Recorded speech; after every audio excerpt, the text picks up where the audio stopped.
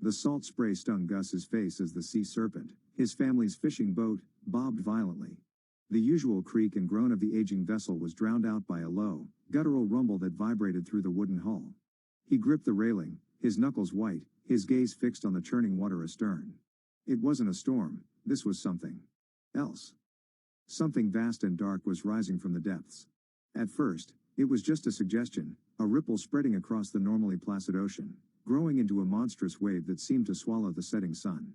Then, a colossal, serpentine head broke the surface, its eyes like burning coals, its jaws a cavernous maw lined with rows of razor-sharp teeth. This wasn't some kraken of legend, all tentacles and suckered horror. This was something more primal, more terrifying. Its skin was a patchwork of barnacles and iridescent scales, the colors shifting from deep emerald to bruised purple under the fading light. Its body, thicker than the sea serpent itself, coiled and uncoiled in the water, sending massive waves crashing over the small fishing boat. Gus's father, a weathered man who'd faced countless storms, was speechless, his eyes wide with a fear he'd never shown before. His younger brother, Liam, screamed, a sound swallowed by the wind and the monster's enraged roars. The sea monster, seemingly irritated by their presence, lashed out with its powerful tail, sending the sea serpent spinning wildly. Planks cracked, the mast groaned ominously, threatening to snap. Gus, clinging desperately to the railing, saw the monstrous head looming over them, its breath a fetid stench of brine and decay. Just as the jaws opened, ready to swallow the boat whole, a brilliant flash of light erupted from the water. A pod of dolphins, hundreds strong, surged towards the sea monster, their sleek bodies a silver blur. They attacked with a ferocity that belied their size, their beaks and powerful tails battering the creature's flank. Distracted and enraged by the relentless assault, the sea monster thrashed wildly, its movements becoming less coordinated. It bellowed in pain and frustration, its gargantuan form slowly submerging back into the depths, leaving behind only churning water and the stunned silence of the survivors. The dolphins, their flanks scarred but their spirits undaunted, circled the battered sea serpent before disappearing beneath the waves. Gus, his father, and Liam looked at each other, faces pale but alive. They had faced death, and lived to tell the tale, a tale no one would ever truly believe, but one they would carry with them, etched into their souls as deeply as the scar on the sea serpent's hull. The memory of the monstrous beast and the courageous dolphins would forever haunt their dreams, a testament to the terrifying beauty and unexpected heroism of the deep.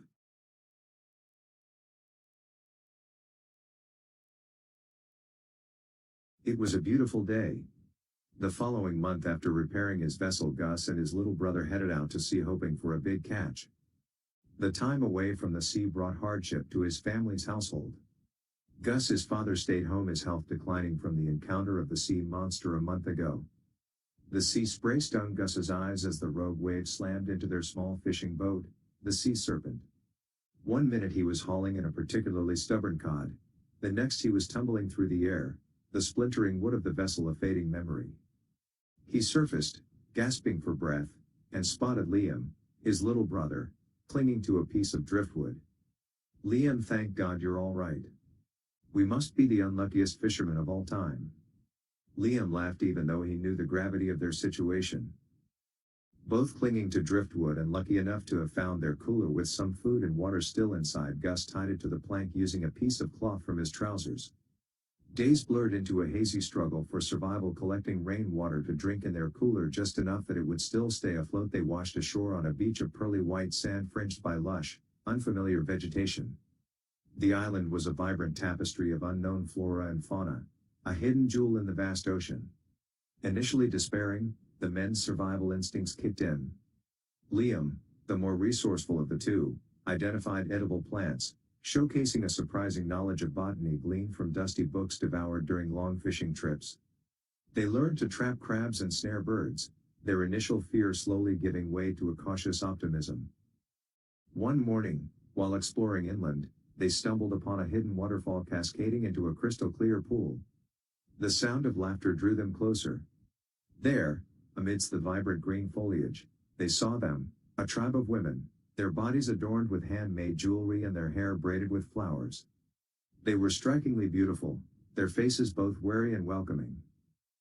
The women, the self-named Kai people, spoke a language neither Gus nor Liam understood, but communication wasn't solely reliant on words. Through gestures, shared meals of exotic fruits and roasted fish, and the universal language of smiles, a tentative friendship blossomed.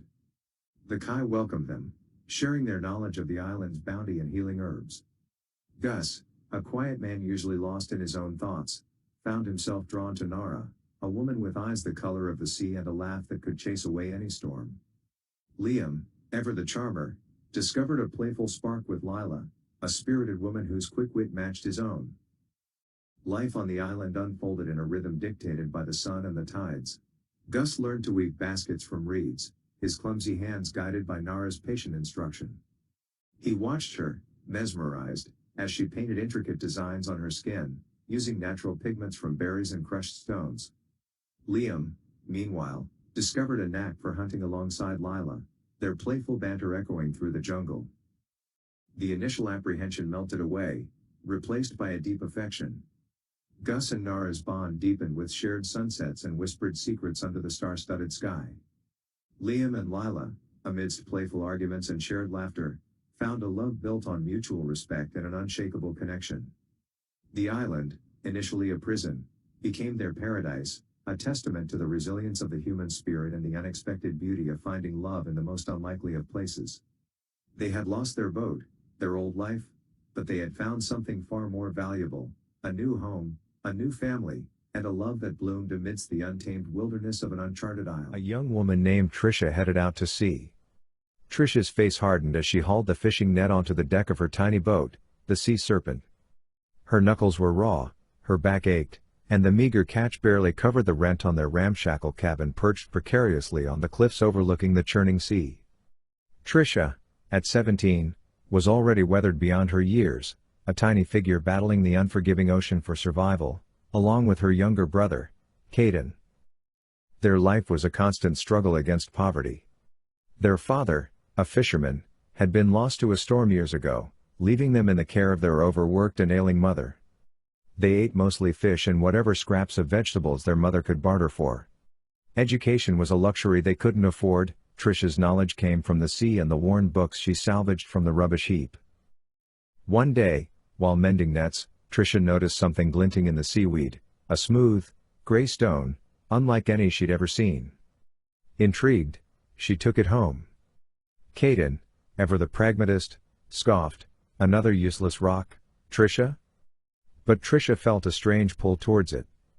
She cleaned it, revealing intricate carvings that seemed to shimmer with an inner light. Driven by an unshakable belief, Trisha researched the stone, visiting the dusty town library, devouring every book on local history and folklore. She discovered it was a rare sea stone, rumored to possess unique properties, mentioned only in forgotten legends. She learned it could be used to create a powerful, iridescent paint, unlike anything the world had seen. With painstaking care, Trisha experimented, mixing pigments from local plants and minerals with the sea stone's essence. The results were breathtaking. The paint shimmered with an ethereal glow, capturing the very essence of the sea. She painted small canvases, depicting scenes of the rugged coastline, the dramatic storms, the quiet beauty of the ocean's depths. Initially, her paintings sold slowly, mostly to curious tourists. But word spread. The unique beauty and quality of her work gained attention. Soon, galleries in the nearby city were clamoring for her pieces. Her paintings, infused with the soul of a girl who'd known hardship and understood the sea's relentless beauty, resonated with people. Trisha's story wasn't a fairy tale of overnight success. It was a testament to her grit, her unwavering belief in herself, and her extraordinary talent. She paid off their debts, bought a bigger, safer boat for Caden and finally, provided her mother with the comfortable life she deserved.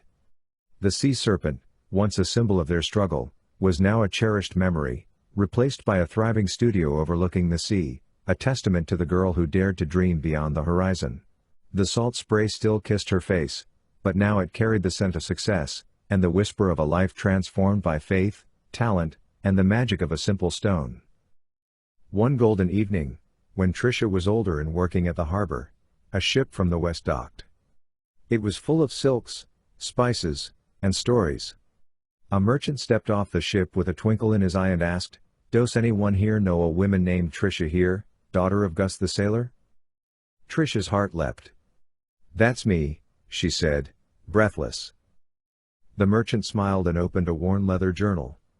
Inside were pages of letters, from Gus and Liam.